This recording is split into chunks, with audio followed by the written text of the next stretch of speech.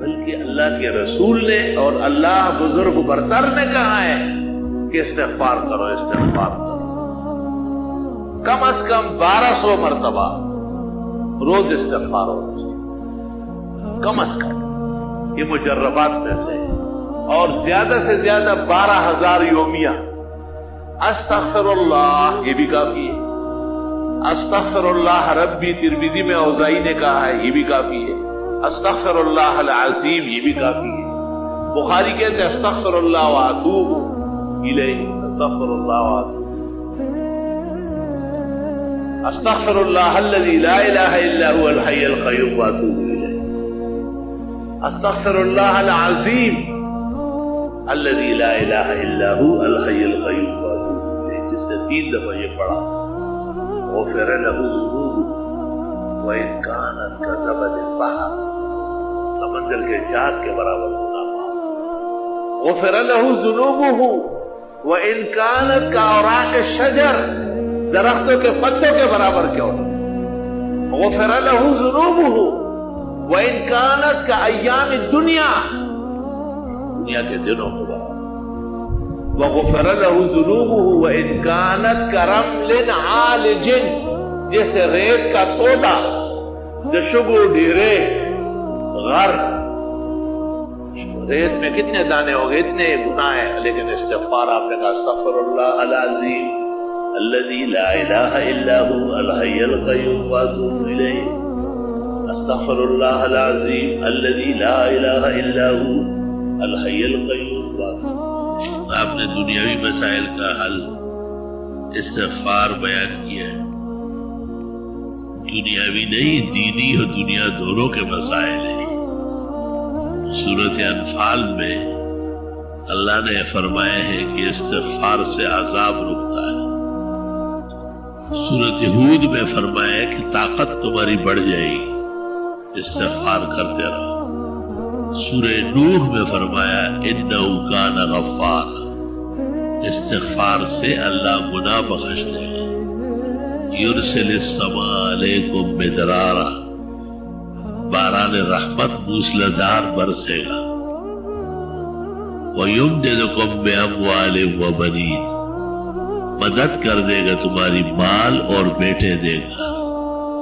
وَيَجْعَلْ لَكُمْ جَنَّاتٍ، اور تمہیں جنتیں دے دے گا۔ وَيَجْعَلْ لَكُمْ أَنْهَارًا، نہریں جاری کر دے گا۔ مَا لَكُمْ لَا تَرْجُونَ لِلَّهِ وَقَارًا، تمہیں کیا ہوا ہے کہ اتنی بڑی بات کو سمجھتے نہیں؟ کہتے ہیں کہ اگر حضرت علی رضی اللہ عنہ، حضرت حسن بصری، شیخ عبد القادر جیلانی، معین الدین چشتی، سارے مل کے ان سے 100 مرتبہ کوئی مانگے، اس سے بڑھ کر وظیفہ نہیں مانگتا۔ یہ سب سے اعلیٰ وظیفہ جو اللہ خود دے رہے استغفار کو، اور 5 سے لے کے 10 دن میں 10,000 مرتبہ استغفر اللہ ربی من کل ذنب واتوب الیہ، استغفر اللہ الذی لا الہ الا هو الحی القیوم واتوب الیہ۔ پھر 35 دنوں کے اندر 75,000 مرتبہ، اور پھر 40 دن کے اندر 1.25 لاکھ۔ کوئی دعا ایسی کائنات کی نہیں جو قبول نہ ہو، خاص کر رزق کی تنگی، مالی تنگی، سب کے سب چھٹ جائیں۔ دوسرا کام استغفار کا ہے مرادیں پوری ہونا، دعائیں قبول ہونا۔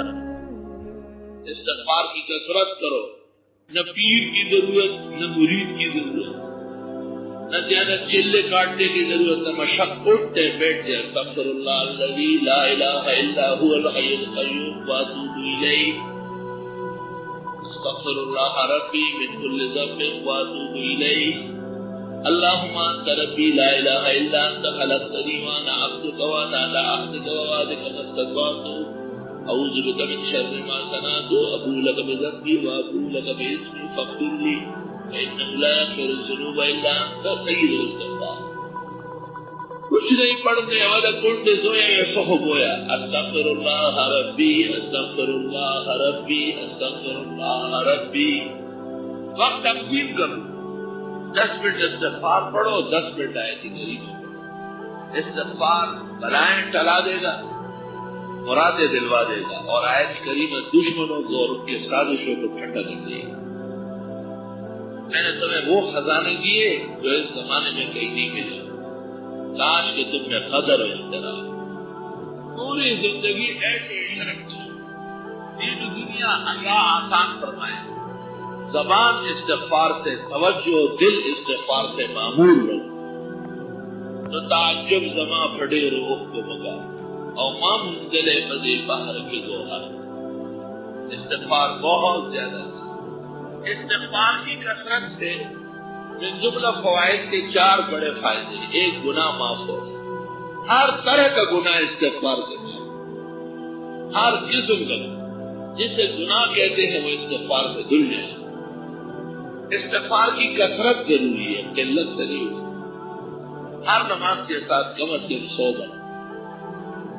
اور دنیا کی آبادی استغفار کی برکت سے بارشیں ہو جائے گی، بیٹا مل جائے گا، مال بڑھ جائے گا، چشمے جاری ہو جائے گا، وہ انہار چہرے جاری ہے۔ ہمارے یہ عزیز دوست ہیں، کی شادی ہے، کل نکاح ہے، وہ سر نکاح ہے، اثر کے بعد سنت کے مطابق اللہ تعالیٰ ثمرات طیبات عطا فرمائے، خوشیاں خوشگوار و پائیدار بنائے۔